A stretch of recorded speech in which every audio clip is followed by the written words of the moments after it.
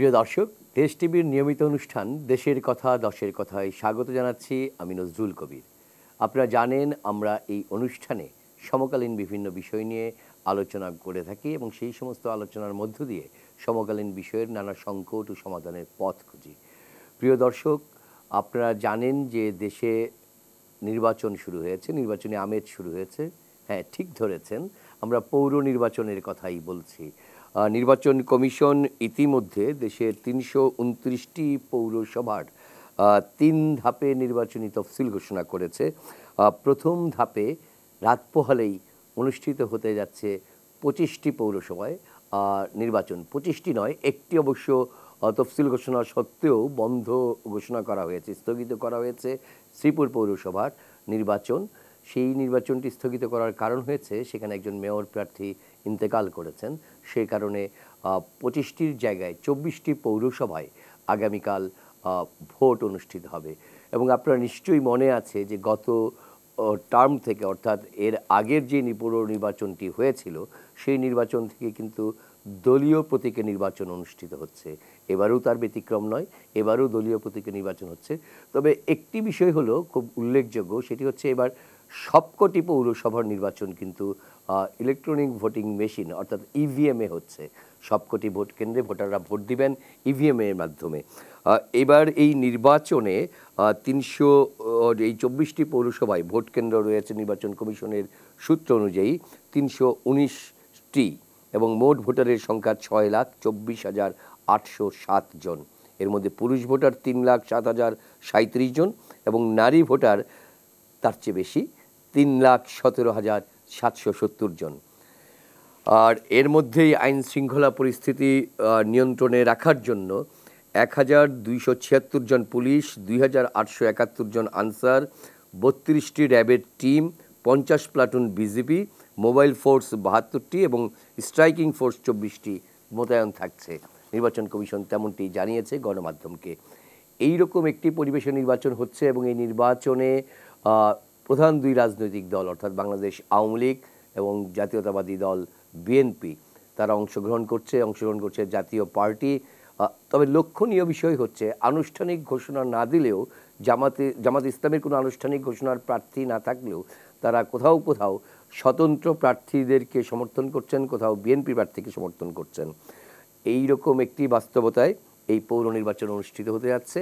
সেই কারণে আজকে আমরা আমাদের আলোচনার শিরোনাম ঠিক করেছি পৌর নির্বাচনের ঢেউ। যেমনটি আলোচনার শুরুতেই বলছিলাম যে ৩ ধাপের নির্বাচনের মধ্যে প্রথম ধাপের নির্বাচন হতে যাচ্ছে আগামীকাল, অর্থাৎ সোমবার রাত পোহালেই এই নির্বাচনটি অনুষ্ঠিত হচ্ছে।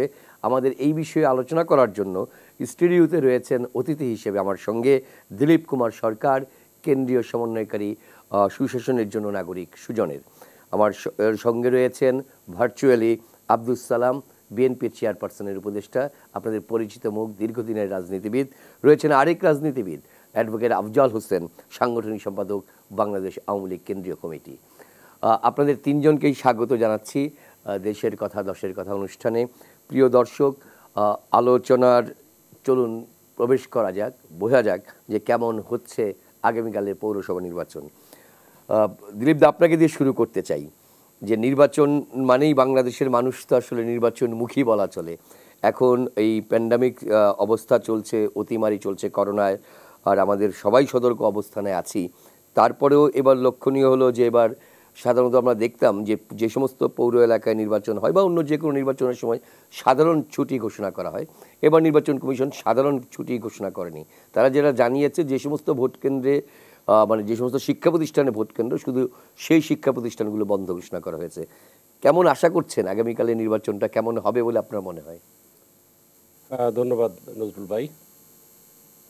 আশার কথা যদি বলেন, নিঃসন্দেহে প্রত্যাশা করি যে নির্বাচনটা সুষ্ঠু নির্বাচন হোক, ভালো নির্বাচন হোক।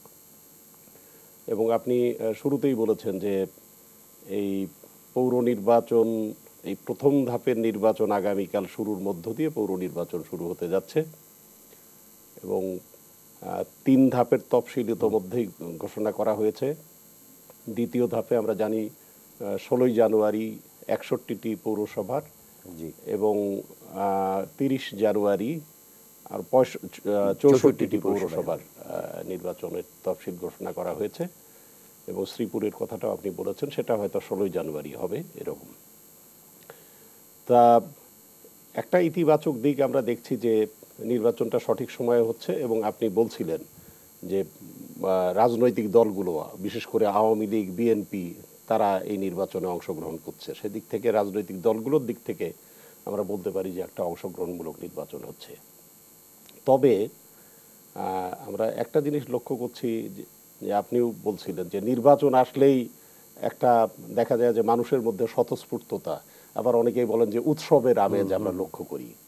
কিন্তু এই কিছুদিন হলো আমরা দেখছি যে এই নির্বাচনগুলোতে এই ব্যাপক উৎসবের আমেজটা আমরা দেখতে পারি না।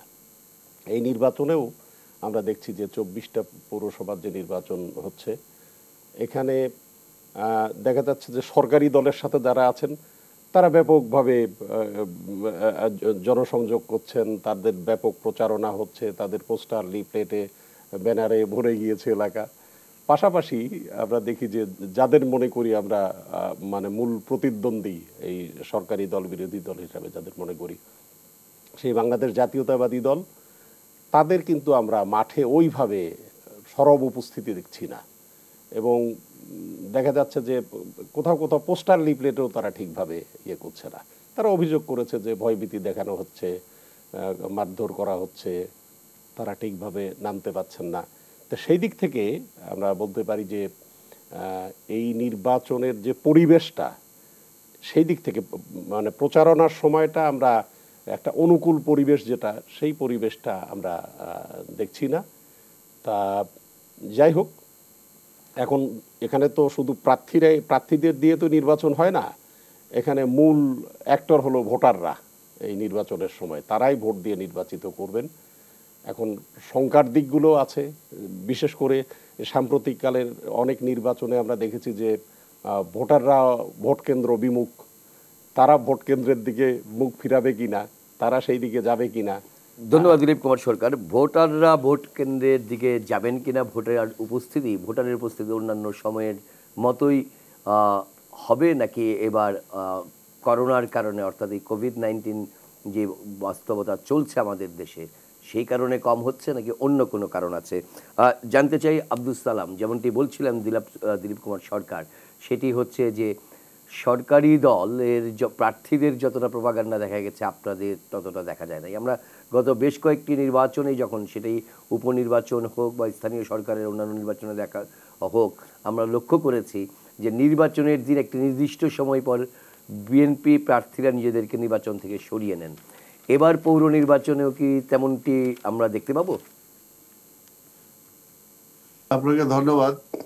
আজকের আলোচনায় যারা দেখছেন, শুনছেন, তাদেরকেও ধন্যবাদ। আমি শুনলাম যে আফজাল ভাই অসুস্থ ছিলেন, তিনি সুস্থ হয়ে ফিরে এসেছেন, এর জন্য শুকরিয়া আদায় করি, ওনার জন্য দোয়া করি। তবে আপনি প্রথমে আপনার যে কথাটা বললেন সেটা একটু সংশোধন করতে চাই। জি, যে বিএনপি প্রার্থী ফিরিয়ে নেয় না, অর্থাৎ বিএনপি শেষ মুহূর্ত পর্যন্ত থাকার চেষ্টা করে, কিন্তু সেই পরিবেশটা থাকে না। যেটা আমি না, একটু আগে যে দিলীপ বাবু যেটা বললেন, ওনার বক্তব্যের সাথে আমি পুরোপুরি একমত। আসলে বিরোধী দল যেভাবে মাঠে থাকার যে সুযোগ সুবিধাগুলো থাকা দরকার, সেগুলো বিরোধী দল পাচ্ছে না। আর এটা হলো মোদ্দা কথা যে সবকিছুর মতো আসলে লোকাল নির্বাচনগুলো এই সরকার দলীয়করণ করে ফেলেছে। প্রথমেই যখন লোকাল নির্বাচনগুলো দলীয় প্রতীকে নির্বাচন শুরু হয়েছে, তখন থেকে স্বাভাবিকভাবে মনে করেন যে নৌকার প্রতীক, নৌকার কান্ডারি বর্তমান প্রধানমন্ত্রী। যখন এই লোকাল নির্বাচনে যে প্রার্থীরা যায় নৌকা প্রতীক নিয়ে, তখন স্বাভাবিকভাবে প্রশাসনিক যতটুকু সুযোগ সুবিধা দরকার বা প্রশাসনিক ভয়ভীতি যতটুকু বিরুদ্ধে দরকার, ঠিক সেইভাবেই সেটা কাজ করে। এটাই হচ্ছে প্রথম যে দলীয় প্রতীকের নির্বাচনটা আনার পেছনে কারণটাই ছিল এটা। কারণ এর আগে যে সমস্ত নির্বাচন হয়েছিল, সেই সমস্ত নির্বাচনে দেখা গেছে যে বহু জায়গায়, বেশিরভাগ জায়গাতেই বিএনপি দলের প্রার্থীরা জয়লাভ করেছে। কিন্তু স্থানীয় জয়লাভ সরকারের করার এই পরে দলীয় কিছু প্রতীকের কিন্তু নির্বাচনের ব্যাপারে তো বিএনপির কখনো আপত্তি দেখিনি আমরা। কারণ অবশ্যই আমরা বলেছি সবসময়, অবশ্যই বলেছি এটা, কারণ কারণ লোকাল নির্বাচনে এটা হলো আপনার আমার ব্যাপার না। এটা লোকাল নির্বাচনে মানুষ যেভাবে অংশ অনেক অনেক এলাকার মানুষ আছে যে কোনো দলও করে না, এলাকা একটা মুরব্বী, সবার কাছে তার একটা গ্রহণযোগ্যতা আছে, দেখা গেল সেটা সবাই মিলে সেই প্রার্থীটাকে দাঁড় করায় তাকে নির্বাচিত করে নিয়ে আসে। তো যখনই দলীয় ইচ্ছে চলে গেল, আর এখন তো আরো, এখন মানে সরকারি দলের প্রতীক আনা মানেই তিনি নির্বাচিত হয়ে গেলেন, কাজে এখন তার প্রতিদ্বন্দ্বিতারও প্রশ্ন আসে না, আর জনগণের ভোটেরও প্রশ্ন আসে না। একটা এটা হলো যে এমনি ধরেন যেটা বলি যে কথার, যদি আমি নিরপেক্ষ ভাবেও বলতে চাই, লোকাল গভর্নমেন্টে যারাই জয়লাভ করুক তারা কিন্তু সেন্ট্রাল গভর্নমেন্টের সহযোগিতা ছাড়া কোনোভাবেই তারা সার্ভাইভও করতে পারে না, কাজও করতে পারে না। সেই জায়গায় এটাকে আর এত দলীয়করণ করার কোনো প্রয়োজন ছিল না। তো এটাতে হয়েছে কি যে হোল ইলেকশন সিস্টেমটাতেই আজকে এই যে জনবিমুখ হয়ে গেছে। আগে লোকাল নির্বাচনগুলোতে দেখেন জনগণের পার্টিসিপেশনটা সবচেয়ে বেশি হতো, সবচেয়ে বেশি, জাতীয় নির্বাচনের চেয়েও বেশি হতো। কিন্তু এখন কিন্তু ওই যে জানে যে যেহেতু এটাও দলীয় নির্বাচন হয়ে গেছে, সেই কারণে জনগণের এখানে কোনো নাই, জনগণ এটাতে কোনো উৎসাহ বোধ করে না, জানে যে এটা মানে সরকারি দলের প্রতীক নিয়ে যিনি আসছেন, পার্লামেন্টের নির্বাচন ওনারা যেভাবে নিয়ে যান এটাও সেভাবে নিয়ে যাবেন। এই কারণেই সামনে জনগণের আস্থাটা কম, এবং জনগণ যেহেতু এখানে জনগণের আস্থাটা সরকারও যেহেতু নির্বাচিত সরকার না, 30 তারিখের ভোট 29 তারিখে করে ওনারা আসছেন, ওনারাও জনগণকে আস্থায় নিতে পারেন না, আর জনগণও এই সরকারকে আস্থায় নিতে পারে না। সেই ফিরবো কারণে আপনার কাছে সবকিছুতেই আব্দুল সালাম আবার। আপনি বলছিলেন যে জনগণের আস্থা নেই, সেই কারণে ভোট কেন্দ্রে যাচ্ছে না। ফলে এই ক্ষেত্রে তো জনগণের আস্থা যদি সরকারের প্রতি না থাকে তাহলে তো নিশ্চিতভাবেই সেটি তার বিপরীত দিকে বিরোধী দলের কাছে যাওয়ার কথা। সেই জায়গাটার চিত্রটাও তো আমরা তেমনভাবে দেখতে পাচ্ছি না। আপনার কাছ থেকে জবাবটা নিব। আমরা একটু আফজাল হোসেন আপনার কাছে ফিরতে চাই। ইতিমধ্যে দুজন বক্তা বলছিলেন নির্বাচনী পরিবেশের কথা। আপনার কি মনে হচ্ছে এই পৌর নির্বাচন যে তৃণমূল পর্যায়ে রাজনীতিকে সক্রিয় করে, নতুনভাবে চাঙ্গা করে, তৃণমূল পর্যায়ে আপনারা কালকে যে নির্বাচনে অংশগ্রহণ করতে যাচ্ছেন সেই নির্বাচনী পরিবেশ কি ভালো থাকবে? সেখানে কি জনগণের আস্থা সরকারি দলের প্রতি থাকবে বলে মনে হয়?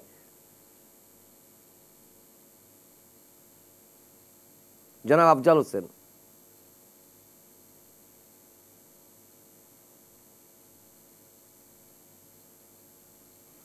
জনাব আফজাল হোসেন সম্ভবত আপনার ইয়েতে না, জি, আমি আমি দুঃখিত, আমি অন করেছি।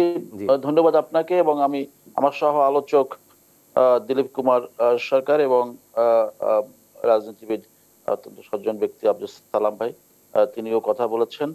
তো রাজনৈতিক আলাপ তো সালাম ভাই করবেনই, তিনি বিএনপি করেন, তার দলীয় বিবেচনায় তিনি কথাগুলো বলছেন। আর দিলীপ কুমার সরকার তার কথাগুলো শুনলাম আর কি।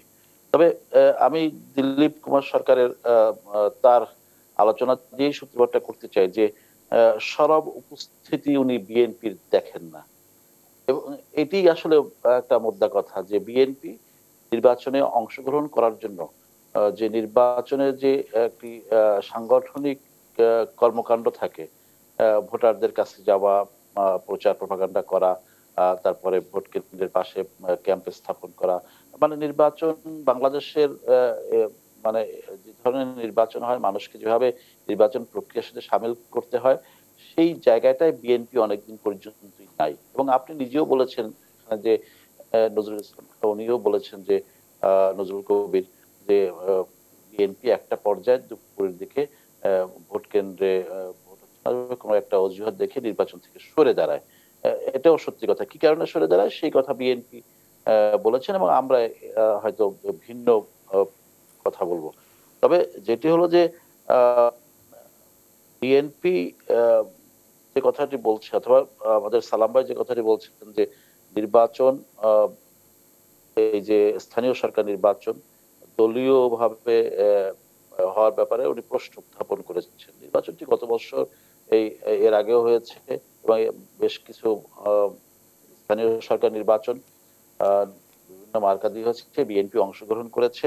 এবং এই যে দলীয়ভাবে নির্বাচনে অংশগ্রহণ করার ব্যাপারে এর আগে যখন বাংলাদেশের নির্বাচনগুলো হতো তখনও কিন্তু মার্কাটি না থাকলেও দলীয় মোড়কি নির্বাচন গুলো হতো। এবং সেখানে আমরা যখন নজরুল কবির, আপনি মিডিয়ার সাথে কাজ করেন অথবা বিভিন্ন প্রিন্ট মিডিয়া অথবা ইলেকট্রনিক্স মিডিয়া, তখন কিন্তু হিসাবটা দেয় যে আওয়ামী লীগ এতগুলো আসন পেয়েছে, বিএনপি এতগুলো আসন পেয়েছে, এতগুলো চেয়ারম্যান পেয়েছে। এগুলো কিন্তু যখন মার্কা ছিল না, নৌকা ছিল না, ধানের শীষ ছিল না অথবা নাঙ্গল ছিল না, তখন কিন্তু এই হিসাবগুলো মিডিয়া থেকে আসতো পত্রিকায়। তাহলে যদি এইভাবে আসে তাহলে বিভিন্ন যারা নির্বাচন নিয়ে গবেষণা করেন অথবা বিভিন্ন দেশের উদাহরণ তুলে ধরে আমাদের এখানে বিশেষজ্ঞরা, বিশ্লেষকরা, তারাও কিন্তু বলেছেন যে নির্বাচন যেহেতু দলীয় মোড়কই হচ্ছে, মার্কাটি থাকছে না, তাহলে দলীয় ভাবে মনোনয়ন দিয়ে নির্বাচনটি হোক। এবং সেটি কিন্তু বিভিন্নভাবে আওয়ামী লীগ সরকার এই দাবি দেওয়ার প্রেক্ষিতে চালু করেছে। যাই হোক, বাংলাদেশে এর আগেও বেশ নির্বাচন গুলো হচ্ছে এই দলীয় ভিত্তিতে এবং এখনো হচ্ছে, এবং বিএনপি সকল রাজনৈতিক দল এই নির্বাচনে অংশগ্রহণ করছে। এবং এই যে নির্বাচন হচ্ছে সেটি কিন্তু বলতে গিয়ে সালাম ভাই বেশ কিছু কথাও বলেছেন যে 30 তারিখে নির্বাচন এর আগে হয়ে যায়। তবে আমি যে কথাটি বলতে চাই যে নির্বাচনের ইতিহাস তো বাংলাদেশে নতুন না, এবং এই নির্বাচন বাংলাদেশে এর আগেও অনেক হয়েছে। এবং বাংলাদেশের এই নির্বাচন করতে গিয়ে যে একটা অনেক চ্যালেঞ্জ, মানে গণতন্ত্রের যে অনেক চ্যালেঞ্জ আছে, সেই চ্যালেঞ্জগুলো মোকাবেলা করেই আমাদের কিন্তু এগোতে হচ্ছে। এখানে ভোট হয় এবং ভোটের পরে কি মানুষের জানমালের নিরাপত্তা থাকে? তা কিন্তু থাকে না। 2001 সালে তো ভোট হয়েছিল এবং সেই ভোটে শান্তিপূর্ণ ক্ষমতা হস্তান্তর হয়েছিল, তারপরেও তো মানুষের উপর নির্যাতন নিপীড়ন নেমে এসেছিল। সুতরাং নির্বাচন শান্তিপূর্ণ হলেই যে গণতান্ত্রিক ভাবে দেশের পরিবেশ পরিস্থিতি ঠিক থাকে তা কিন্তু না। তবে স্থানীয় সরকার নির্বাচন এটি একটি মানে বাংলাদেশের ঐতিহ্যবাহী একটি ধারা। এবং এই যে নির্বাচন আগামী কালকে যে নির্বাচনটি হচ্ছে, আমরাও সেই নির্বাচনে বিভিন্ন প্রচার প্রপাগান্ডা করার জন্য বিভিন্ন এলাকায় গিয়েছি। আমি আমার নির্বাচনী এলাকা পটুয়াখালী, সেখানেও কিন্তু কুয়াকাটার নির্বাচনে আমরা গিয়েছি। আমাদের দলের যুগ্ম সম্পাদক বাহাউদ্দিন শ্রমিক গতকালকে সেখান থেকে এসেছি। ব্যাপক উৎসাহ উদ্দীপনা মধ্যে সেখানে কিন্তু মানুষ নির্বাচনে অংশগ্রহণ করছে, সকল দল বিএনপি প্রার্থীও সেখানে কাজ করছে। এবং এই যে নির্বাচন অবাধ, সুষ্ঠু, নিরপেক্ষ করার ব্যাপারে বিএনপির যে সংশয়, আমি কিন্তু মাঠে ময়দানে সেটি দেখছি না। আমি কিন্তু আমাদের যে প্রার্থী তারাও কিন্তু মানে নির্বাচন মানে অন্য দলের যে যারা কাজ করে তাদের ব্যাপারেও কিন্তু তারা কিন্তু প্রশ্ন উত্থাপন করেছেন যে যারা বিরোধী দল অথবা বিএনপি অথবা অন্য রাজনৈতিক দল, তারাও কিন্তু নির্বাচনী আচরণবিধি কোনো কোনো ক্ষেত্রে লঙ্ঘন করছেন এবং তারাও কিন্তু নির্বাচনী পরিবেশ নষ্ট করার জন্য অনেক ধরনের কাজ করে যাচ্ছে। তার মানে নির্বাচনে বিএনপির এখনো পর্যন্ত প্রচারণায় যথেষ্ট সক্রিয় ছিল। অর্থাৎ যদিও গত দুদিন থেকে গত বৃহস্পতিবার রাত থেকে নির্বাচনী প্রচারণা বন্ধ রয়েছে, কিন্তু আমরা কিন্তু লক্ষ্য করেছি যে এবার কিন্তু বেশ কয়েকটি জায়গায় বিএনপির মনোনীত প্রার্থীর বাইরেও বিএনপির পরিচয়ে সে নমিনেশন না পেলেও এরকম বেশ কয়েকজন মেয়র প্রার্থী রয়েছেন যারা স্বতন্ত্র প্রার্থী বা আরও যদি খোলামেলা বলি বিদ্রোহী প্রার্থী হয়েছেন। এমনকি আওয়ামী লীগের ক্ষেত্রেও দেখতে পেয়েছি আমরা দলীয় মনোনয়ন না পেয়ে বিদ্রোহী প্রার্থী হতে। তার মানে নির্বাচনে কিন্তু একটা জমাটি পরিবেশ আসলে আছে তৃণমূলে। এটা কি আমাদের কেন্দ্রের রাজনীতিবিদদের এক ধরনের বিচ্ছিন্নতার কারণে কি এরকম মনে হয় যে তাদের, আমি একটু সরাসরি জানতে চাচ্ছি জনাব সালাম আপনার কাছে, যে নির্বাচনের সাথে কি তৃণমূলের সঙ্গে কেন্দ্রের দূরত্ব বেড়ে যাওয়ার কোনো কারণ আছে কিনা? যে মাঠের পরিবেশ তো ভিন্ন কথা বলছে, যে এখনো পর্যন্ত এবং খুবই লক্ষণীয় যে বড় ধরনের কোনো কিন্তু সংঘর্ষের খবর এই প্রচারণা কাজে আমরা পাইনি। একটি ঘটনা আছে শুধুমাত্র কুষ্টিয়াতে, সেটিও কাউন্সিলর পদে এবং সেটি সরকার দলীয় দুই প্রার্থীর মধ্যে, কাউন্সিলর পদের প্রার্থীদের মধ্যে। তখন একজন সমর্থক, পুলিশ বলছে যে তিনি হার্ট অ্যাটাকে মারা গেছেন, ধাওয়া পাল্টা দেওয়ার সময় তার হার্ট অ্যাটাক হয়। কিন্তু বড় ধরনের কোনো সংঘর্ষের পরিবেশও কিন্তু আমরা দেখতে পাই নাই। জনাব সালাম, আপনার কাছ থেকে জানতে চাচ্ছিলাম, কারণ বিএনপি যদি সরকার বিরোধী আন্দোলনও করতে চায়, এই নির্বাচনও তার জন্য একটি বড় হাতিয়ার হতে পারে মাঠ পর্যায়ে মানুষের সঙ্গে যোগাযোগের ক্ষেত্রে আপনারা আসলে কিভাবে দেখছেন? বিএনপি তো মাঠে আছে, বিএনপি মাঠে আছে বলেই তো মানে সরকার ফেয়ার নির্বাচন দিতে ভয় পায়। বিএনপির সাথে জনগণের সম্পর্ক আছে বলেই তো আমরা যেটা চাই, আমরা চাচ্ছি যে জনগণ ভোট সেন্টারে আসুক, আর আওয়ামী লীগ চাই ভোট সেন্টারে না আসুক। ভোট সেন্টারে এসে তারা ভোট দিলেই তো তাদের বিপক্ষে যাবে, এটাই তো পরিষ্কার, তাই না? সেই কারণে বলতেছি যে বিএনপি মাঠে আছে, এবং আছে বলেই আজকে কিন্তু তারা ভয় পায়। যদি না থাকতো তাহলে তো বিএনপিকে নিয়ে এত চিন্তা করার কোনো দরকারই ছিল না। কারণ এখানে যে আজকে সরকার তার প্রশাসন, একটা জিনিস সবচেয়ে বড় কথা এই মুহূর্তে, আপনারা যারা দলের সাথে কোনো সম্পৃক্ত না, মনের দিক দিয়ে কার কি আছে সেটা অন্য কথা, কিন্তু আজকে দেখেন যে বর্তমানে নির্বাচন কমিশনের ব্যাপারে আজকে বিশিষ্ট নাগরিকরা একটা কি বক্তব্য দিয়েছে। এরপরে কি আর নৈতিক কোনো থাকে যে এই নির্বাচন কমিশন এখন পর্যন্ত দায়িত্বে থেকে একটা নির্বাচন করা? তাহলে আপনারা এই নির্বাচনে অংশ নিচ্ছেন কেন? সরকার শুনেন, সরকার যেহেতু আমি আগেই বলছি, যেহেতু সরকারও একটা মানে ভোটার বীর সরকার, এই কারণে এখন সবকিছুকেই আজকে তারা ব্রেক করে দিতেছে। এই যে ব্রেকটা, নির্বাচন কমিশনের প্রতি অনাস্থা, আজকে বিচার বিভাগের প্রতি অনাস্থা, আজকে সবকিছুর উপর যে অনাস্থাটা ক্রিয়েট হচ্ছে, এটা কারো জন্য মঙ্গল না। এটা আজকে বিএনপির জন্য শুধু অমঙ্গল, আর আওয়ামী লীগের জন্য মঙ্গল। আওয়ামী লীগ যদি সেটা মনে করে তাহলে কিন্তু সেটা ঠিক না। কারণ আমাদের গণতন্ত্রটা সবাই আমরা এনেছি, এবং গণতান্ত্রিক ভাবে রাষ্ট্রটা পরিচালিত হোক, এবং সবার কথা বলার অধিকারটা থাক, সবার ভোট দেওয়ার অধিকারটা থাক, তাহলেই কিন্তু দেশটা ভালো হয়ে চলবে। আর তা না হলে আজকে আপনি ক্ষমতায় আছেন, ডান্ডার জোরে আমাকে খুব করতেছেন, কিন্তু এই ক্ষমতাই তো ক্ষমতা না, চিরস্থায়ী কোনো কিছু নাই। নিশ্চয়ই, কারণ গণতন্ত্রের অন্যতম শর্ত হচ্ছে গণতান্ত্রিক পদ্ধতির ক্ষেত্রে, গণতান্ত্রিক রাষ্ট্র ব্যবস্থার ক্ষেত্রে নির্বাচন। ধন্যবাদ জনাব আব্দুল সালাম। দিলীপ সরকার, আপনার কাছে ফিরতে চাই একটু। যে কথাটি বলছিলেন যে নির্বাচনী পরিবেশের প্রশ্ন এবং বিএনপি মাঠে আছে, আমরা একটি জায়গায় খুব খোলামেলা জানতে চাই যে যদি ধরা যাক আওয়ামী লীগ এবং বিএনপির দুই নেতার কাছ থেকে যেটি শুনলাম, নির্বাচনই তো একটি বড় হাতিয়ার হয়ে উঠতে পারে বিএনপির সমর্থকদের জন্য, সরকারের প্রতি বা স্থানীয় সরকারের ক্ষেত্রেও তাদের প্রার্থীকে জয়ী করার পেছনে, ভোট কেন্দ্রে আসার পেছনে। সেই জায়গাটা কেন হচ্ছে না? কারণ আমাদের এরকম উদাহরণ বাংলাদেশে আছে যে আমরা দেখেছি বিএনপি যখন ক্ষমতায় ছিল, আওয়ামী লীগের একটি ব্যাপক অংশ পৌর নির্বাচনে জয়ী হয়েছিল নির্বাচনের মধ্য দিয়ে। আবার আমরা দেখেছি এর আগের পরে এখনও বেশ অনেক কয়টা পৌরসভায় বিএনপির মেয়র প্রার্থী রয়েছেন। এবার তাহলে ডিফারেন্ট চিত্র কেন দেখা যাচ্ছে? না, একটা হলো যে শুধুমাত্র এই রাজনীতিবিদরাই না, এখানে সালাম ভাই বা আফজাল ভাইয়ের কথা না, আমি গণমাধ্যমে সম্ভবত টেলিভিশনে ইয়ের কথা শুনছিলাম, মির্জা ফখরুল ইসলাম আলমগীর, বিএনপির মহাসচিব। তা উনি যখন এই কিছু কিছু অনিয়মের কথা বলছিলেন, বিএনপির প্রার্থীরা, কর্মীরা মাঠে নামতে পারছেন না, এরকম কিছু কথাবার্তা বলছিলেন, তখন সাংবাদিকরা আপনি যেমন করে প্রশ্ন করলেন এভাবেই জিজ্ঞেস করেছিলেন ওনাকে। তা উনি বলছেন যে আমরা নির্বাচনে যাচ্ছি মানুষের কাছে যাওয়ার জন্য, তাদের কাছে যাওয়ার জন্য। এটা ঠিকই বলেছেন যে হ্যাঁ, এই নির্বাচনকে কেন্দ্র করেই মানুষের দ্বারে দ্বারে যাওয়া যায়, মানুষের কাছে যাওয়া যায়। কিন্তু এই পরিস্থিতিটা আমরা দেখছি যে জাতীয় নির্বাচনের তো কিছু বিষয় আশয় আছেই, এটা ছাড়াও আমরা স্থানীয় সরকার নির্বাচনে এই যে খুলনা সিটি কর্পোরেশনের নির্বাচনের পর থেকেই আমরা দেখছি যে তখন থেকেই শুরু হয়েছে যে মানে নির্বাচনী পরিবেশটার যে স্বতঃস্ফূর্ততা থাকে, সবাই মিলে কাজ করবে, মাঠে থাকবে, কিন্তু তখন থেকেই আমরা দেখছি যে এটার ব্যত্যয় ঘটছে। এখানে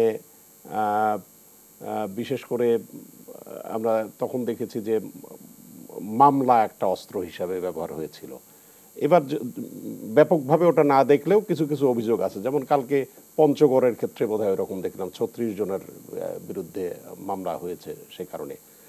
আর একটা হলো যে এই নির্বাচনগুলোতে আমরা যেটা দেখছি যে একটা নির্বাচনে তো শুধু নির্বাচন কমিশন একা থাকে না, অনেকগুলো অংশীজন থাকে, অনেক স্টেক হোল্ডার থাকে, এবং সেখানে সরকারের একটা রোল থাকে। যদিও নির্বাচনকালীন সময়ে সরকারের সবগুলো অর্গান, মানে নির্বাহী বিভাগের সাথে যারা জড়িত সবারই ইলেকশন কমিশনকে সহযোগিতা করার কথা নির্বাচনটা সুষ্ঠু করার জন্য, নির্বাচন কমিশন যেভাবে চাইবে। তা আমরা লক্ষ্য করেছি যে সেখানে এই পোলিং অফিসার হিসাবে থাকে যারা, প্রিসাইডিং অফিসার হিসাবে থাকে যারা, আইন শৃঙ্খলা রক্ষাকারী বাহিনী হিসাবে থাকে যারা, এই নির্বাচনকালীন সময়ে আমরা দেখি যে যে অনিয়মগুলো ঘটে এটা তাদের চোখের সামনেই ঘটে। দেখা যায় যে বুথ ক্যাপচারের ঘটনা, এই যে ইভিএমে হচ্ছে, ইভিএমে তো অনিয়ম হওয়ার কথা না। ইভিএমে ওখানে আঙ্গুলের ছাপ মিলবে, তারপরে ওখানে পারমিশন আসবে, ভোট দেবে, কিন্তু দেখা যাচ্ছে যে বুথ ক্যাপচার হয়ে যাচ্ছে, আঙ্গুলের ছাপ মিলে যাচ্ছে, কিন্তু উনি আর ভোট দিতে পারছেন না। তারপরে দেখা যাচ্ছে চোখের সামনে আইন শৃঙ্খলা রক্ষাকারী বাহিনীর সামনেই হয়তো এই ঘটনাগুলো ঘটছে। এখন তাদের নীরবতা মানেই পক্ষপাতিত্ব। তাহলে এই নির্বাচনী কর্মকর্তারা কি করছে? তখন তো সেই কথাই সরকারের কথা শোনার কথা না, নির্বাচন কমিশনের, হ্যাঁ, নির্বাচন কমিশনের কথা শোনার কথা, কিন্তু সেইটা আমরা দেখছি না, ওই জায়গাটায় ব্যত্যয় ঘটছে। তার সেইটা যে সব স্টেক হোল্ডার, সব অংশীজন যদি স্ব অবস্থানে থেকে তারা সঠিক দায়িত্ব যদি সঠিকভাবে পালন না করে, নির্বাচনের পরিবেশটা থাকে না। নির্বাচনের পরিবেশটা যখন থাকে না, জনগণ আস্থা হারায় ফেলে। জনগণ মনে করে যা হবার তাই হবে, আমি গেলেও যা হবে, না গেলেও তাই হবে, ধন্যবাদ, প্রতিদ্বন্দ্বিতাপূর্ণ হবে না, এরকম মনে করেই তারা যায় না। দিলীপ কুমার সরকার, ধন্যবাদ। আমরা কালকের জন্য অপেক্ষা করতে হবে আমাদেরকে, আসলে কালকে নির্বাচনী পরিবেশটা কেমন থাকে। আমরা একটু আশাই রাখতে চাই যে তৃণমূলের নির্বাচন অন্তত পক্ষে সেখানে যার যার অবস্থান, যার যে দায়িত্ব, সেই দায়িত্বটি পালন করবেন। আজকে আমাদের আলোচনার শিরোনাম পৌর নির্বাচনের ঢেউ, সেই বিষয়ে কথা বলছিলাম। আমাদের সঙ্গে আরও 3 জন অতিথি রয়েছেন সুজনের কেন্দ্রীয় সমন্বয়কারী দিলীপ কুমার সরকার, রয়েছেন আওয়ামী লীগের সাংগঠনিক সম্পাদক আফজাল হোসেন, আরও রয়েছেন বিএনপির চেয়ারপারসনের উপদেষ্টা রাজনীতিবিদ আব্দুস সালাম। আপনাদের 3 জনকে আবারও স্বাগত জানাচ্ছি বিরতির পর। জনাব আব্দুস সালাম, আপনার কাছে আবারও ফিরতে চাই। যেমনটি দিলীপ কুমার সরকার বিরতির আগে আলোচনায় বলছিলেন, যে সেটি হচ্ছে নির্বাচনী পরিবেশটি তখনই বেঠিক হয়ে যায় যখন যার যা দায়িত্ব সেই দায়িত্বটি পালন করে না। ভোটারদের পাশাপাশি প্রার্থীদেরও একটি বড় দায়িত্ব রয়েছে নির্বাচনী পরিবেশ সুষ্ঠু রাখার ক্ষেত্রে, এবং সেইখানে আচরণবিধি মানা না মানার প্রসঙ্গটি আসে। আফজাল হোসেন বলছিলেন সরকারি দলের প্রার্থীর পাশাপাশি বিরোধী দলরা অনেকেই আচরণবিধি মানেন না। আর নির্বাচনের সুষ্ঠু করার ক্ষেত্রে আরেকটি বড় বিষয় হচ্ছে যে পোলিং এজেন্ট নিয়োগ করা। সেই ক্ষেত্রে বিএনপিকে আমরা গত কয়েকটা নির্বাচনে, বিশেষ করে উপনির্বাচনগুলোতে দেখেছি যে পোলিং এজেন্টই অনেক কেন্দ্রে বিএনপি দিতে পারেনি। এবার আপনাদের প্রস্তুতি কেমন এই পৌর নির্বাচনের ক্ষেত্রে, বিশেষ করে পোলিং এজেন্ট দেওয়ার ক্ষেত্রে? ধন্যবাদ। যদি আমার সুযোগ হয় আর কি, যে কোনো একটা উপনির্বাচনে কোথাও দায়িত্ব যদি থাকে, তাহলে আমি আপনাকে নিয়ে যাব। আবার আমার সাথে থাকলে সেসব পরিবেশ পরিস্থিতিটা আপনি উপলব্ধি করতে পারবেন। কারণ আবার দিলীপ সাহেব যে কথাগুলো বলেছে, আমার মনে হয় বিরোধী দলের আচরণের কথা বলেননি, উনি সরকারি দলের আচরণের কথা, সরকারি দলের তো বটেই, মামলার কথা আমি বলি, যে মামলার কথা যেটা বলছেন আপনি, ঢাকা 18 নির্বাচন কিছুদিন আগে উপনির্বাচন হলো, সেটার সমন্বয়কারী আমি ছিলাম। আপনি দেখেন সেই সময় আমি যেটা বারবার, এবং সেটা নির্বাচন কমিশনে বারবার দিয়েছি, আমি বলছি আমার এখানে সৎ মিথ্যা কথা বলার কোনো আমার ইচ্ছাও নাই, কোনো টেন্ডেন্সি নাই, বলবো না। আমার টার্গেটটাই ছিল যে যাতে পিপুলকে ভোট সেন্টারে নিয়ে আসা যায়। সে কারণে আওয়ামী লীগ, আমরা যে জায়গায় মনে করেন আগামীকালকে আমরা একটা স্পটে সমাবেশ দিলাম, আওয়ামী লীগ পরের দিন দেখা যায় সকালবেলায় সেখানে মঞ্চ বানায় তারা তৈরি। আগামীকালকে আমরা একটা রুট ম্যাপ দিলাম যে এই রুটে আমরা মিছিল করবো, তাহলে আওয়ামী লীগ সেই রুটেই গেল। আমরা কি করছি, সেটাকে আমরা অ্যাভয়েড করেছি। কোনো অবস্থাতে পায়ে পাড়া দিয়ে ঝগড়া করলে পাবলিক ভয় পাবে, পাবলিক ভোট সেন্টারে যাবে না। এসেন্সিয়ালি এটা আমরা চেষ্টা করেছি। তাতে কি হলো, সেটার পর দেখা গেলো যে ওই সুযোগ তো হলো না। তারা কি করলো যে ইলেকশনের আগের দিন আমাদের যে যতগুলো ওয়ার্ড আছে, ওয়ার্ডের প্রেসিডেন্ট, সেক্রেটারি সহ সিনিয়র সবার বিরুদ্ধে মামলা দিন, সবার বিরুদ্ধে মামলা দিয়ে। এটা মিথ্যা কথা বললে তো আপনি প্রমাণই করতে পারবেন, আমি মিথ্যা কথা কিভাবে বলবো, তো অন রেকর্ড মামলা দিলেন এবং তাদের বাড়িতে বাড়িতে যে তল্লাশি করা শুরু করলেন। সেটাও যখন হইলো না, তারপরে দেখেন ভোট সেন্টারে, যখন আমরা ভোট সেন্টারে সারাদিন আমি থাকার চেষ্টা করেছি যে কিভাবে হয় ভোট সেন্টারে, সাবেক যেখানে পুলিশ এজেন্ট দেওয়া হয়েছে, পুলিশ এজেন্ট তারা বের করে দিয়েছে, অনেক জায়গায় ঢুকতেই দেয়নি। অবশ্য তারপরে যে কিছু কিছু জায়গায়, এটাকে দরকার আমি নাম উল্লেখ করে বলতে পারবো, ধরেন কিছু কিছু জায়গায় সেইখানকার দায়িত্বরত কর্মরত পুলিশ অফিসাররা ওই আওয়ামী লীগের যেভাবে লোকজন সেখানে সমবেত হয়ে আছে, তাদের মাঝখান থেকে বের হয়ে এসে আমাদের সাথে কথা বলতে পর্যন্ত তারা ভয় পেয়ে। This is the situation. কথাটা এর জন্যই বলতেছি যে আজকে সবকিছু দলীয়করণ করা হয়েছে। এর মধ্যে বাহবা নিতে পারেন, আজকে মনে করেন সবকিছু দখল করে ফেললেন, কিন্তু এটাতে আলটিমেটলি কোনো লাভবান হবে না। আমি এই জায়গাটায় আব্দুল সালাম আপনার কাছে আরেকটু জানতে চাই যে আমরা তো স্বৈরাচার বিরোধী আন্দোলনে 91 সালে বলেন কিংবা 1988 নির্বাচনের কথা যদি আমরা বলি, অতীতের কথা বলি, আমরা দেখেছি সরকারি দলের প্রার্থীর পক্ষে বা সরকারি দলের যত ষড়যন্ত্রই হোক, যখন আপনারা আওয়ামী লীগ বিএনপি উভয় রাজপথে ছিল, কোনো কিছুই কিন্তু বাধা মানেননি। সেই সমস্ত নির্বাচনের ক্ষেত্রে কিন্তু সংগঠকরা সেই জায়গায় ছিল।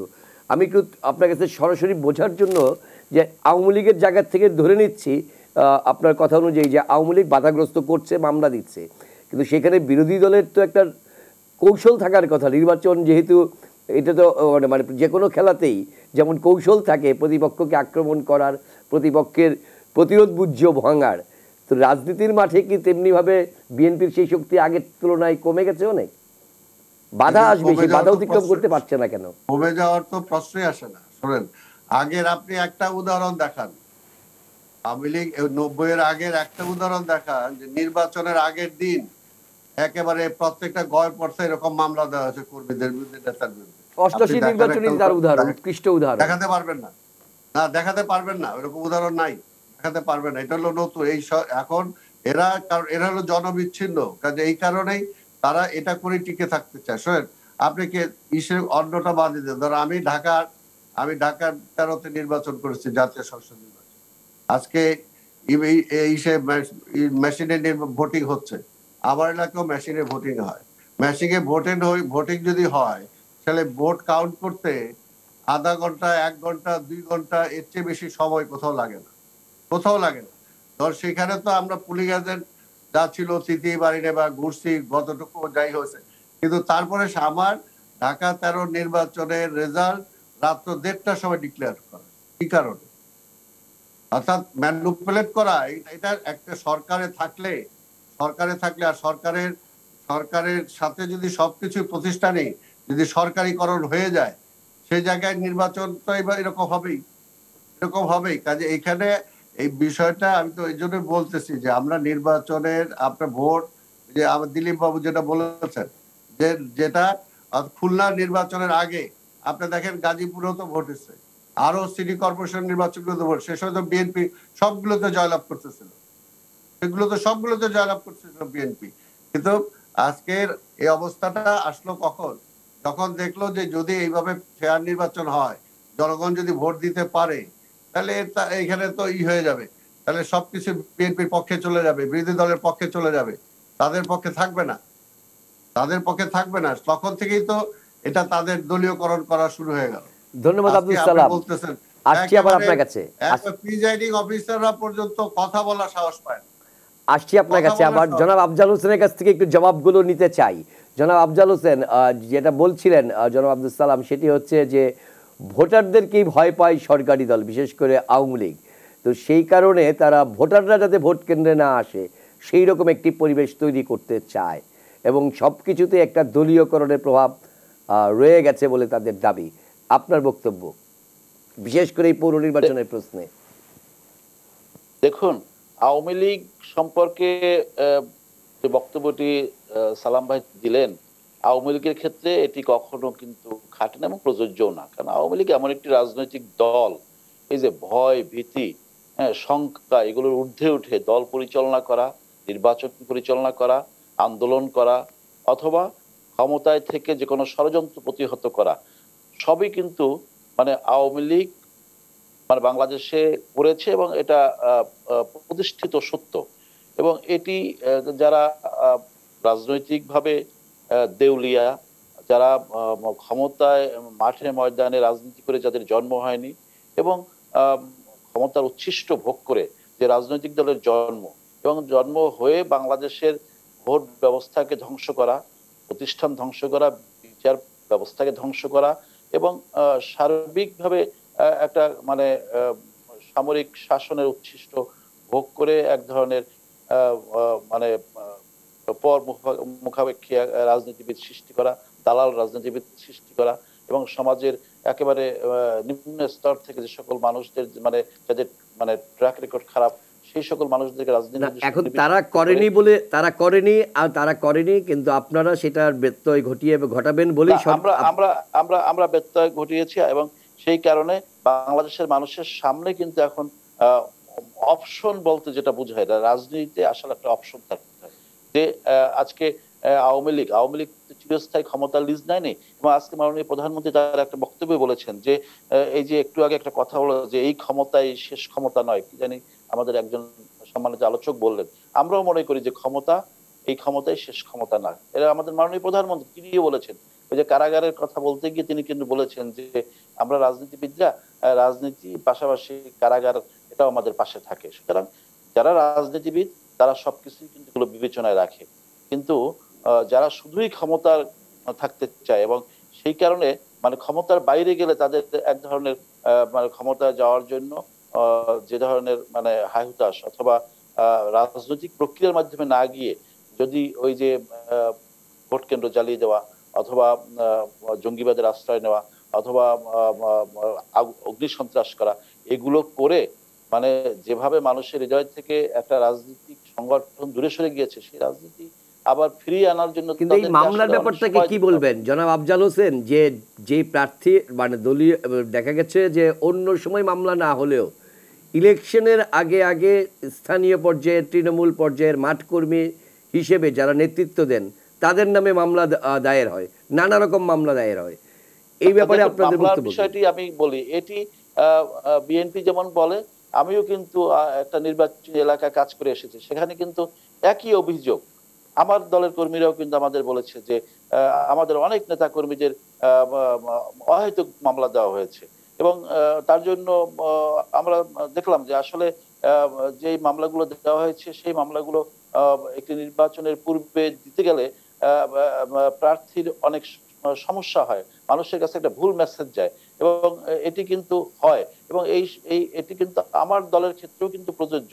সুতরাং এক্ষেত্রে আমি যেটা মনে করি যে সংকটটি তখনই সমাধান হবে, সেটি হলো যে নির্মোহ আচরণ করা। আওয়ামী লীগ যখন এই আরপিও অনুযায়ী অথবা নির্বাচনী বিধিবিধান অনুযায়ী এই নির্বাচনগুলো সহযোগিতা করছে নির্বাচন কমিশনকে, সেহেতু আমাদের একমাত্র বক্তব্য হলো যে প্রশাসন বলেন, আইন প্রক্রিয়া সংস্থা বলেন, নির্বাচনের নির্মোহ আচরণ করতে হবে, নির্বাচনে ধর্মের ব্যবহার যাতে না হয়, নির্বাচনে যাতে কালো টাকার ব্যবহার না হয় নির্বাচনে।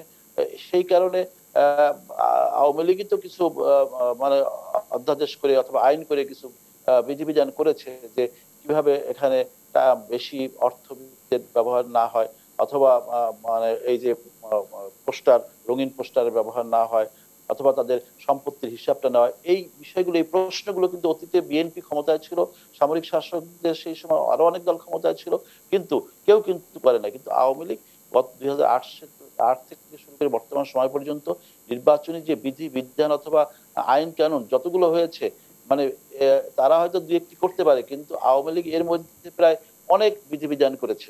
কিন্তু বাস্তবতা কি তাই বলে?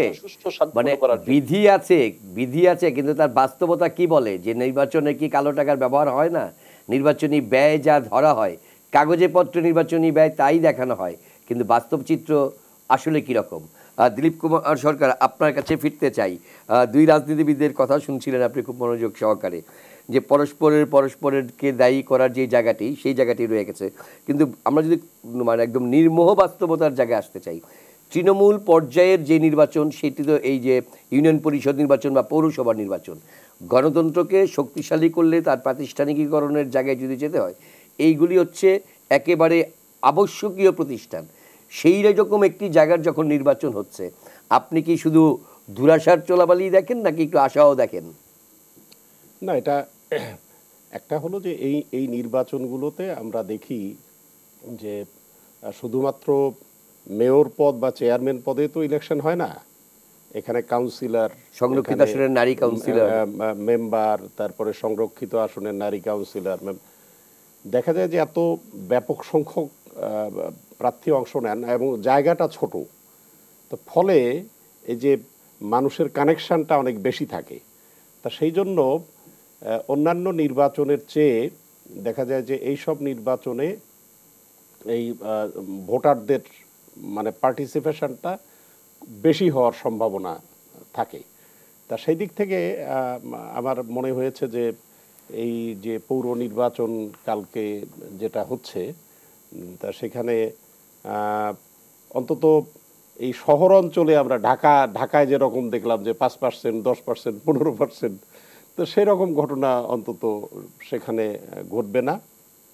এবং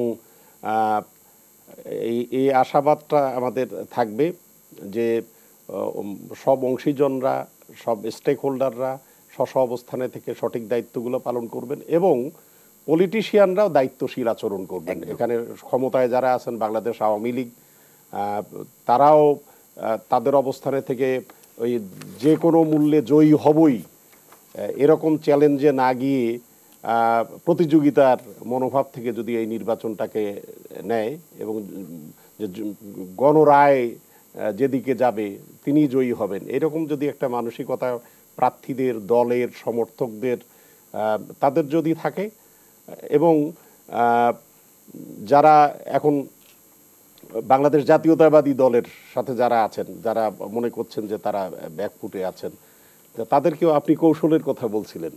আসলে নির্বাচনটা হচ্ছে রাজনৈতিক, কি বলে যে দলভিত্তিকভাবে।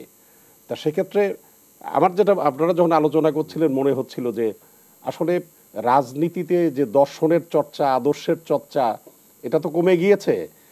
সঙ্গত কারণেই এটার সাথে যে কর্মীরা আছে তাদের মধ্যে যে ডেডিকেশন, যে ত্যাগ, আদর্শের জন্য জীবন দেব, কর্মসূচির জন্য জীবন দেব, এই জায়গাটাও কমে গিয়েছে। যদিও এখন পর্যন্ত বাংলাদেশ আওয়ামী লীগ বা তাদের দলের মধ্যে এই দলের জন্য, দলের কর্মসূচির জন্য জীবন, এটা তুলনামূলকভাবে আমরা দেখি যে এই ডেডিকেশনটা তাদের মধ্যে বেশি আছে, যেটা আমরা মনে করছি যে এই অনেকগুলো থাকলেও, সুযোগ থাকলেও বিএনপি সেটা এখন পর্যন্ত করতে পারেনি। যেমন আপনি ধরেন জাতীয় নির্বাচনের পর 213টা কেন্দ্রে আমরা দেখছি শতভাগ ভোট, আবার 590টা কেন্দ্রে যতগুলো ভোট পড়েছে সব এক প্রতীকে।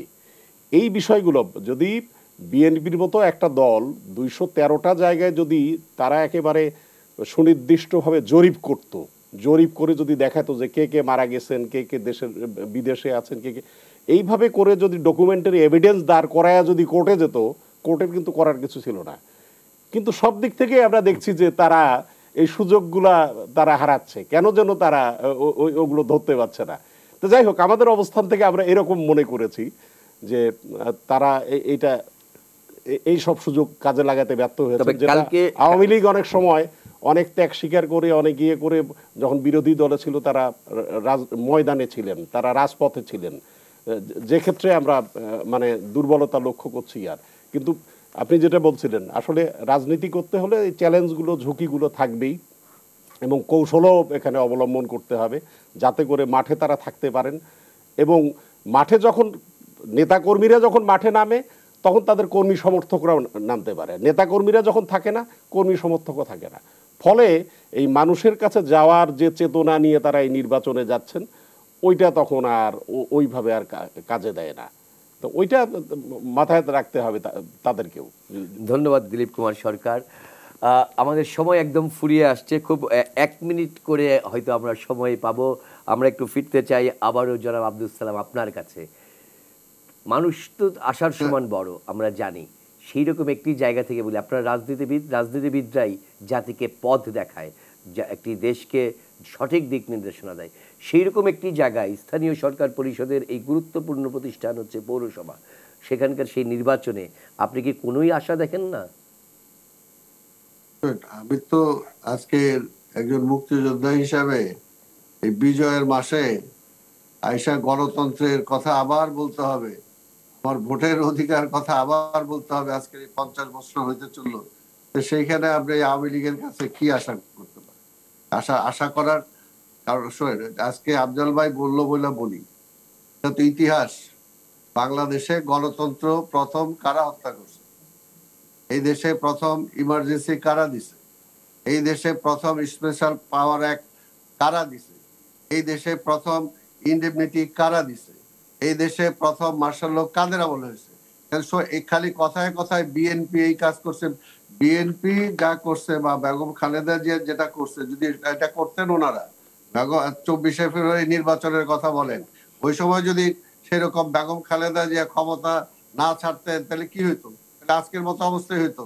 কাজে সেগুলো তুলনা করে বিএনপি কে পিছানো যাবে না। কারণ যত কথা আপনার জোর করে ক্ষমতায় আছেন, আপনার প্রশাসন ব্যবহার করে ক্ষমতায় থাকতে পারেন, কিন্তু বলতেছি দরজা জানালা বন্ধ করে দিয়ে এইভাবে আপনারা স্বস্তিতে থাকতে পারবেন না। আপনার স্বস্তিতে নাই, দেশ স্বস্তিতে নাই। যতই বলেন না কেন, কোনোভাবেই কেউ একজন বিএনপি কে বাদ দিয়ে আওয়ামী লীগও যেরকম কোনো কিছু করতে পারবে না, আবার আওয়ামী লীগকে বাদ দিয়েও বিএনপিও তেমন কিছু করতে পারবে না। কাজে এটা এই সমস্ত জোর জবরদস্তি করে ক্ষমতা থাকা যাবে, কিন্তু ইতিহাসটা কি হবে? ইতিহাস আজকে আমি যেটাই বলি না কেন, হ্যাঁ এই 50 বছরের ইতিহাস, আওয়ামী লীগ স্বাধীনতার আগে কি করছে, স্বাধীনতার পরে কি করছে, স্বাধীনতার পরে বিএনপি কি করছে বা জাতীয় পার্টি কি করছে, আজকে আওয়ামী লীগ কি করছে, এই ইতিহাসগুলো তো থাকবে, তাই না? কাজে কেউ তো এই ইতিহাসকে খণ্ডাইতে পারবে না। যা করে গেছেন, আজকে 30 তারিখের ভোট 29 তারিখে হয়েছে, এটা ইতিহাস, এটা থাকবেই। আপনি যত কথাই বলেন না কেন, কোনো লাভ তো নাই। কাজে আমার কথাটা হলো যে এখন যে অবস্থা করছে, শরীরে অসুখ হইলে সেটা স্বীকার করে ডাক্তারের কাছ থেকে ওষুধ দিতে হবে। এই ওষুধটা যদি আপনি না নেন, আজকে খালি ঢাইকা রাইকা আজকে জনগণের পিটান, মামলা দেন, ওই যে জেলে পুকুরেন, এটা করে তো প্রবলেম সলভ হচ্ছে না। প্রবলেম তো সলভ হচ্ছে না কোনো কিছু। কাজে সেটার জন্য সবচেয়ে বড় দরকার, এখনো যেটা বলতেছি, যে রাজনীতিটা মুক্ত করে দেন। আজকে স্বাধীনতার এই বিজয়ের মাসে বলে যে রাজনীতিটা মুক্ত করে দেন, মানুষের ভোটের অধিকারটা ফিরিয়ে দেন, আমার ভোট আমাকে দেওয়ার সুযোগটা দেন। কাজে এটা জনগণ, আপনারা যদি এতই কাজ করে থাকেন, জনগণ আপনাকে বন্ডেড দিবে ভোট দিবে, তাহলে তার বিএনপি কে দিবে না, তাহলে তার বিএনপি কে দিবে না। কাজে এগুলো করে আমি বলতে পারি যে বিএনপি নাই, বিএনপি নাই তাহলে ভয়টা কি? বিএনপি যদি নাই থাকে, পিপুল বিএনপি কে চাই না, তাহলে ঠিক আছে, একটা ফেয়ার নির্বাচন দেন না। আপনার অধীনে আমার নির্বাচন দরকার নাই, আমার অধীনেও আপনার নির্বাচন দরকার নাই, মাঝখানে একজন দিয়ে দেন, এটা দিয়ে নামেই দেন না কেন? সেটা ভয় পান কেন? কাজে ভয়টা এই ভয় পেয়ে আজকে যতই আপনি বিএনপি কে গালাগাল করেন, আজকে বিএনপি রে দেখান যে বিএনপি নাই, মাঠে নাই, এটা বলতে কি আমার কাছে একটু বাধে না যে স্বাধীনতার 49 বছর পরে 50 বছর ফুর্তি হইতে চলতেছে, এখন আমি ভোটের জন্য, গণতন্ত্রের জন্য এখন আমাকে কথা বলতে হইতেছে। এখনো বলতেছেন পারলে আমার ক্ষমতা থেকে নামান, পারলে রাস্তায় এসে মিছিল করে আমার নামায় দেখান। কেন এই প্রশ্ন আসবে? কেন এই প্রশ্নটা কেন আসবে? কেন আজকে 29 তারিখের ভোট, 30 তারিখের ভোট 29 তারিখে হবে, এই প্রশ্নটা আগে না এসে যে আপনারা আমি নামাইতে পারতেছি না, সেই প্রশ্নটা আসবে? এটাকে মগের বললুক, এটাকে জোর জবরদস্তি ফাইটের ব্যাপার। আমরা মানে আদি যুগে আছি যে সেনাবাহিনী নিয়ে নামবো, কার পক্ষে কতটুকু সেনাবাহিনী আছে, তারপরে যুদ্ধ জয় করবে যে সে সেই রাজ্য চালাবে। তো এটা তো একটা, এখন তার পৃথিবী সেই জায়গায় নাই, তাই না?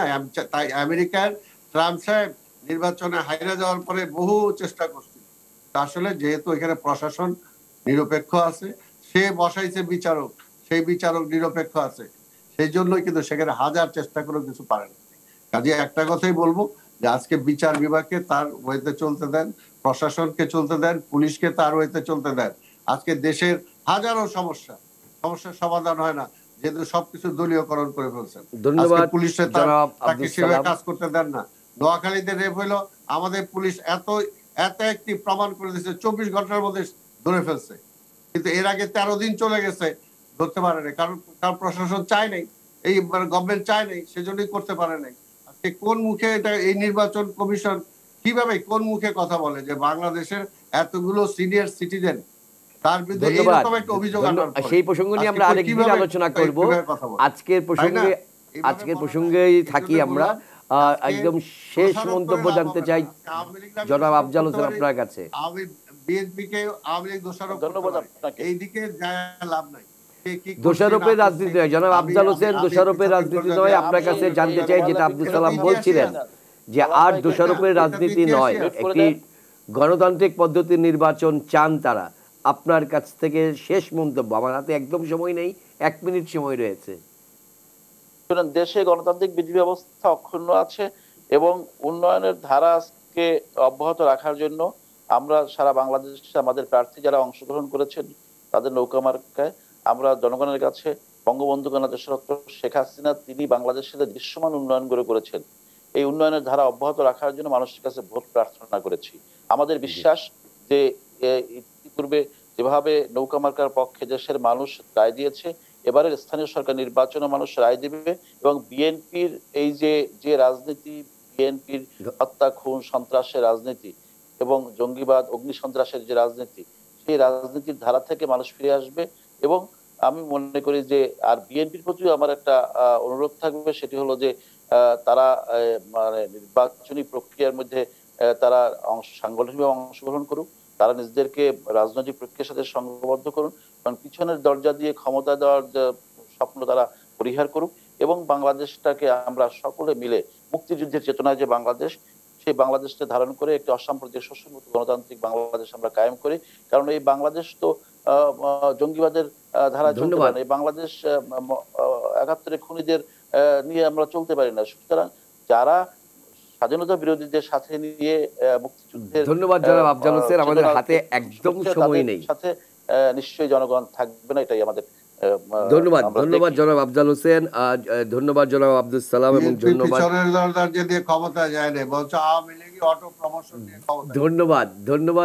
ধন্যবাদ জনাব দিলীপ কুমার সরকার। আপনাদের 3 জনের বক্তব্য শুনলাম, দর্শকরাও শুনছিলেন।